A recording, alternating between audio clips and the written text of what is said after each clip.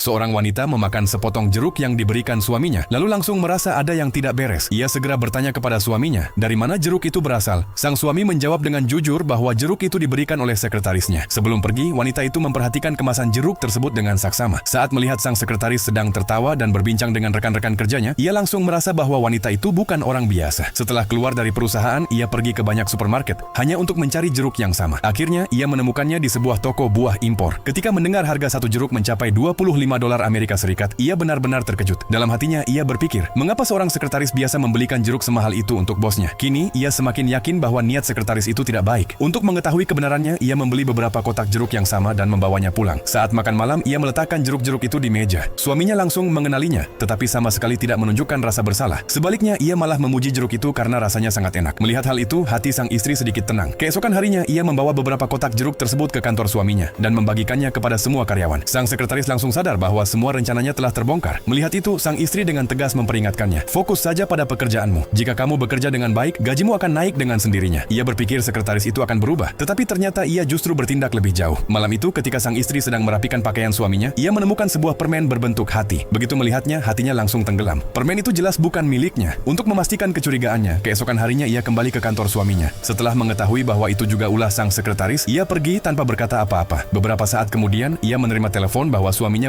bertengkar dengan seorang investor. Ia mencoba menenangkan suaminya, tetapi pria itu tetap menolak untuk meminta maaf. Akhirnya, sang istri memutuskan untuk meminta maaf atas nama suaminya. Di perjalanan, sopir memberitahu bahwa pertengkaran antara suaminya dan rekan bisnisnya sengaja dipicu oleh sang sekretaris melalui kesalahpahaman. Setelah mengetahui seluruh kebenaran, ia segera menyelesaikan masalah tersebut. Lalu, ia langsung pergi ke perusahaan suaminya dan menawarkan sejumlah uang besar kepada sekretaris itu agar mengundurkan diri secara sukarela. Namun, yang mengejutkan, suaminya justru bertengkar hebat dengannya karena keputusan itu. Sang istri pun merasa sangat kecewa terhadap suaminya. Meski begitu, demi perusahaan, ia terpaksa menahan diri dan tetap berusaha menyenangkan suaminya. Sementara itu, sang suami merasa bahwa istrinya sepenuhnya berada di bawah kendalinya.